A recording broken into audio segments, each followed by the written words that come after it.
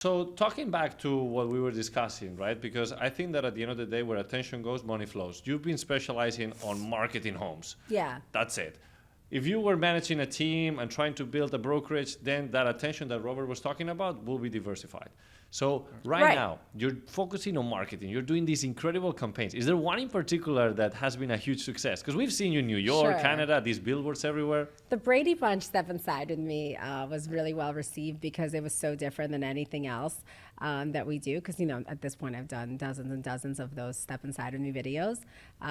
The latest one we did at 11 Lagorce, also, we've gotten some really great stylistic compliments, and that was a real team effort. And it just took so much to make it look like a real set, like a 1960s retro, mid-century modern, vibe. So yeah, probably those How much two. of your business would you say comes from like someone seeing one of those videos and just DMing you like, oh, I love this house, I want to buy it? Because Yes. I don't know who had a social media post about something talking about, hey, I get buyers from the weirdest places. Like someone's daughter or son will look at it, forward it to me, Yeah. because the younger generation's on TikTok, Instagram so much, and then that's how they would get business. So Sure. how much of your business comes directly from social? It's hard because I don't really, I don't fully track it unless it's like, hey, I want to see this house, then we show it and they buy it, then I log it into sale from Instagram.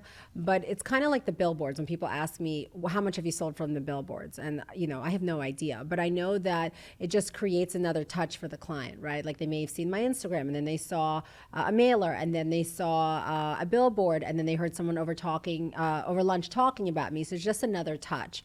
Instagram, I mean, if I had to, I believe it's more like, it's like, it helps me close, right? Like I may already be, in the door because maybe I sold something in the neighborhood but having them be on my Instagram. So it's almost like verification. Like, Yeah, I'm verification. everywhere. It's instant credibility. That's even better, instant credibility. I think that at the end of the day, there is a huge variety of options, whether it's realtors or homes. And the moment that you market it properly, that's instant verification.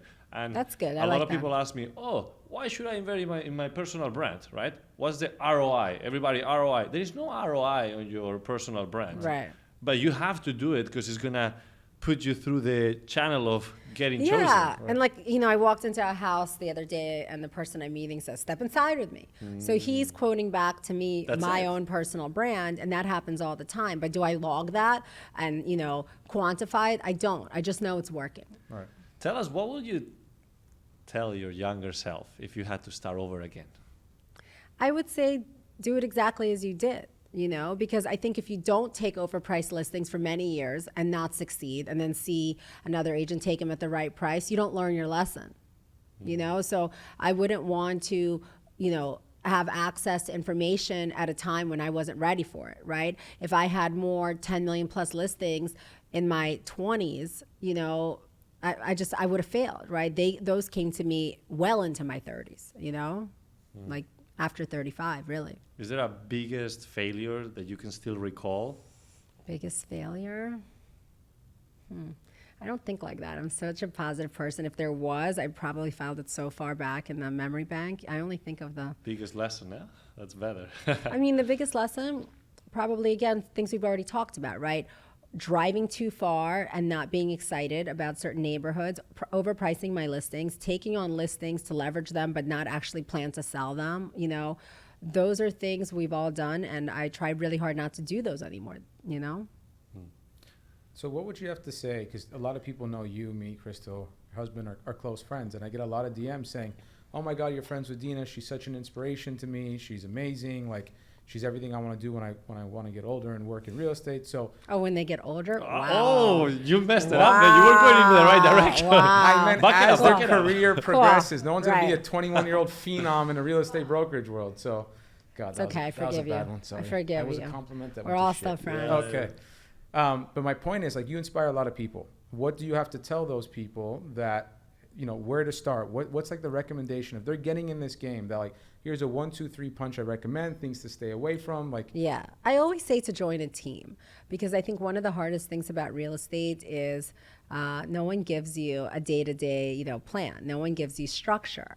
There's no, okay, today you're doing this. But if you join a team, there's someone saying, I need you over here. We have an open house. I need you over there. We have a walkthrough. Oh, can you take out this buyer? Oh, run to the office and pick up my, brochures, right? Like it creates a structure for you so that you don't get depressed because some days there's nothing to do. Right, and at least for my company, I always tell people when they ask me, hey, Robert, I want to do commercial real estate, where should I start? I said, look, even if you have a job for executive assistant to CEO and it doesn't pay that well, the knowledge you'll make. That's a good job. Executive assistant to CEO, you get to see everything. Yeah, like It's even amazing. if you're just working in a shop where you can learn, I always tell people out Yeah. the gate, knowledge is the most valuable thing in What the was world. your first job in real estate? Property manager. Right, Yeah. exactly. And right? I learned everything, and that's what makes me dangerous is I know a Right. little bit of leasing. Oh, I you know property dangerous? Oh, my God. The lion In is commercial real estate, I'm a tad dangerous. But what I mean dangerous is that no one's gonna ever pull a fast one on me in my company. Right, I 'cause know right. everything that goes on. No one's gonna be like, Right. I'm gonna pull accounting thing that I'm not gonna understand. I'm not gonna have a background on. That's Right. what makes me dangerous in my company because a lot of people, developers, they're really good at building, but they don't understand Right. financing. They're really good Right. at financing, but they don't understand leasing. Right. And if you know everything, you're dangerous.